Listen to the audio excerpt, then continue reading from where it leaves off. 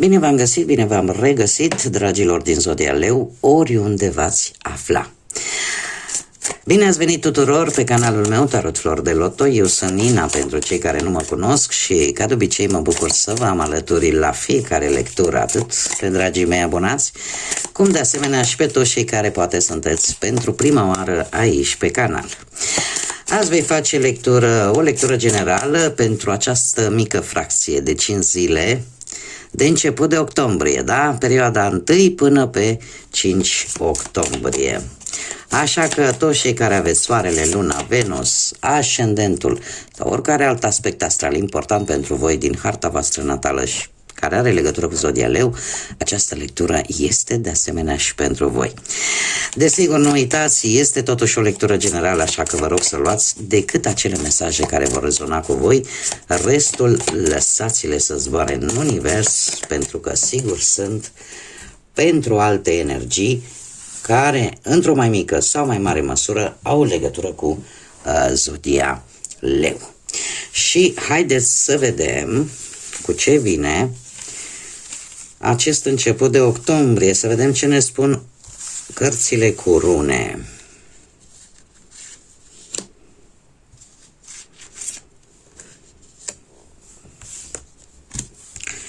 Să vedem.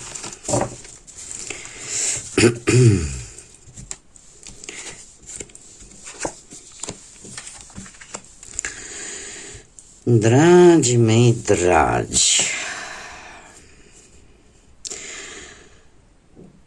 dragilor, voi sunteți la un început de drum. La un început de drum la care eu aș spune că căutați mai mult, trageți nădejde către ceva material sau financiar.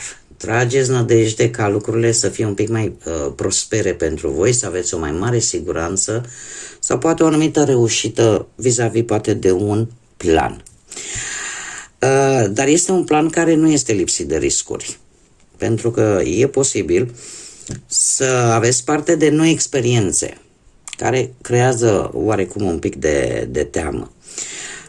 Oriceva în care voi ați crezut că va merge și că va aduce ceea ce voi vă doreați, din păcate nu a avut rezultatul scontat și lucrul ăsta, că într-un fel sau altul logică nu spică deloc bine, s-a cam luat așa un pic din energie. Da? Ce s-a părut că ai pierdut timpul, că ai pierdut timp, că ai pierdut energie pentru ceva în care ai crezut, dar care din păcate nu a dat roadele alea pe care tu le așteptai. Acest început de octombrie vine totuși cu o recompensă, o liniște. Vine totuși cu acea dorință totuși de calmitate. De calmitate, de liniște după furtună. Este un eveniment care o să vină chiar la începutul acestei luni, octombrie, 1-5 octombrie, care ție îți va da așa o stare de liniște, o stare de pace interioară și poate chiar așa ceva care te va bucura totuși. După toată această dezamăgire. Haideți să vedem ce ne spune și tarotul, ce vine pentru dragii mei din Leu în perioada 1-5 octombrie.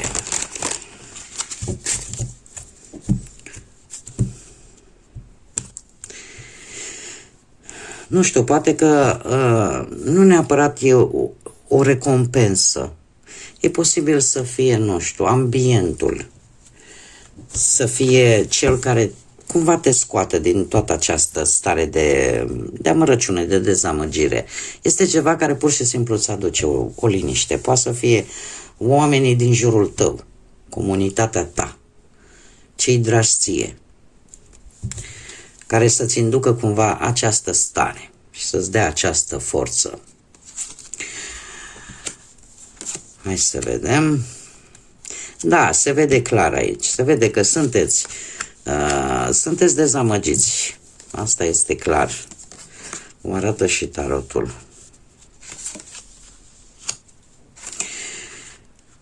Dar știți cum e, nu e ăla negru pe cât pare. Haideți să vedem. Deci, viața ta în general în acest moment nu este una dintre cele mai roz. Da? Orică, nu știu, ați trecut voi printre niște momente dureroase, dar deja, practic, simt că mă repet. Cu aceste două rune simt că mă repet. Dar o fac pentru că trebuie să vedem, nu? Poate ne spune ceva în plus. E vorba de decepție. Da? Ceva neașteptat, care poate că ai aflat niște jocuri ascunse pe la spatele tău, sau o schimbare dramatică, așa cum bine am văzut, vis-a-vis de ceva la care tu sperai că o să meargă bine. Așa că energia ta în acest moment nu e una tocmai roz. Ca să pot să vin cu o informație în plus vis-a-vis de acest 10 de spade, este că lucrul acesta, trebuie să vi-l precizez, se întâmplă acum, dar nu se va mai întâmpla pe o lungă perioadă de timp. Ce este în contra ta? În contra ta este un 8 de monede. În contra ta, cred că eu aș zice că sunt anumite, nu știu, orică încerci tu cu tot din adinsul să termin, poate, nu știu, anumite studii sau anumite care nu se știe probabil, sau e bine că vrei să faci anumite cursuri, anumite studii, doar că cumva ești poate prea perfecționistă și lucrul ăsta cumva poate să-ți îngreuneze lucrurile. Da? Poate că la muncă ți iei mai multe responsabilități decât poți să duci. Tu poate știi că le poți duce la bun sfârșit. Problema este că ce e mult sau foarte mult nu prea e bun. La un moment dat are repercursiuni negative vis-a-vis de tine, că poate să aibă pe partea sănătății, că poate să aibă pe orice alt aspect. Da? Sunt, cum să spun eu, poate că așteptai, nu știu, vreun ajutor bănesc și sau încă l-aștepți. Nu știu cumva, dar lucrul ăsta joacă cumva contra ta. Și încă un aspect, pe partea asta sentimentală, e posibil ca munca, într-un fel sau altul, în exces, poate interveni negativ chiar și în relație, pentru cei care vă regăsiți cu acest aspect. În schimb, paradoxal, ce este în favoarea voastră, avem, nu știu, Zodia Scorpion, dacă vă spune ceva, dar avem o transformare, deci este în beneficiul vostru această transformare, care ne vorbește de schimbări. De obicei, acest arcan major, care este unul destul de important, ne vorbește de anumite cicluri din viață, etape care în sfârșit se încheie. E posibil ca o mutare importantă sau o schimbare de idei sau o schimbare bruscă, care chiar dacă poate aduce o ușoară teamă, totuși ea vine pentru a îmbunătăți ceva, va juca un rol pozitiv pentru voi. Stilul de viață schimbat este în beneficiul tău. Orice schimbare care apare în viața ta în această perioadă și pe care tu o accepti, pentru că aici este ideea, Pluton în Vărsător și încă 20 de ani de acum înainte, a început încă de anul trecut, de prin noiembrie, asta de fapt tot încearcă să ne zică: domne, schimbarea e iminentă. Nu contează dacă o acceptăm sau nu acceptăm. Dacă o acceptăm, trecem mai ușor. Dacă nu acceptăm schimbarea, nu-i problemă, o să ne chinuim, o să fie greu, dar schimbarea tot se va produce. E ca și cum te-ai lupta împotriva curentului. Dar eu, din câte văd aici, această schimbare importantă își va juca un rol pozitiv pentru voi.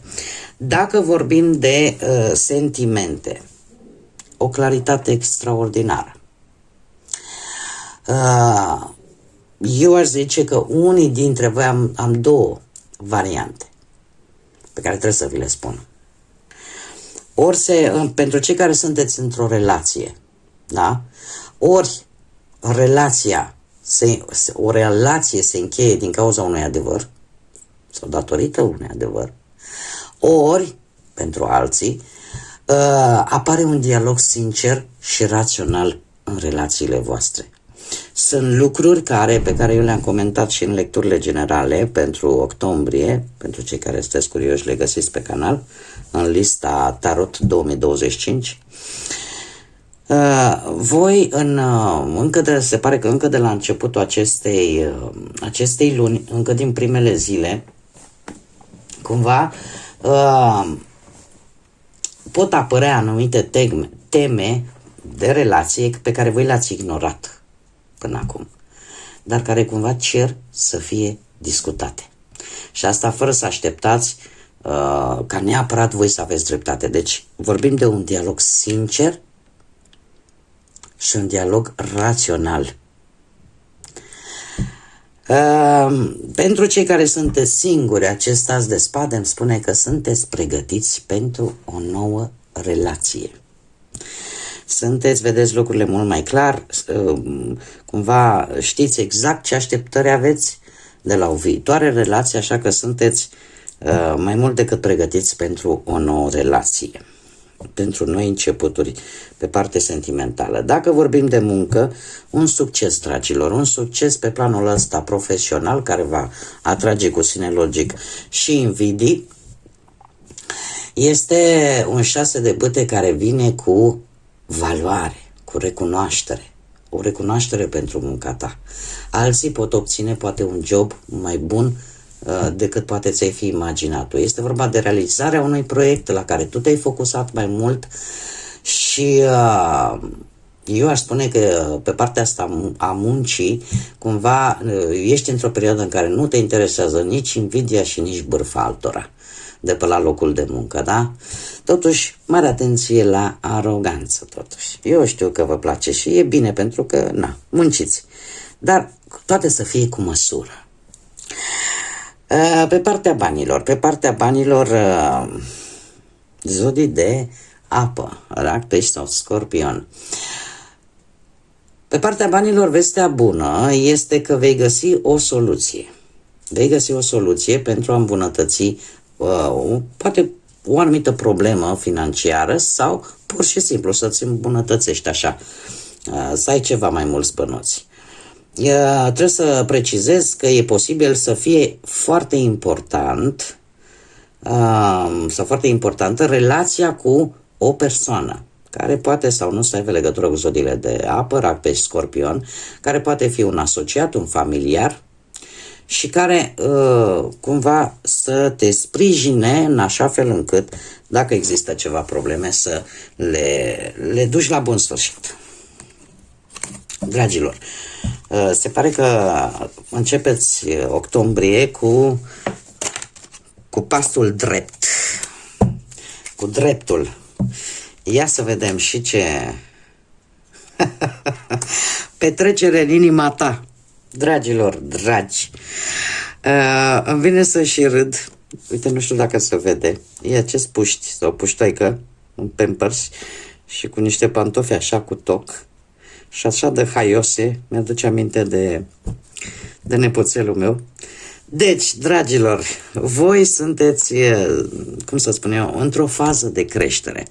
Cumva aș putea să zic că ce a fost mai greu, cumva, deja aproape că a trecut.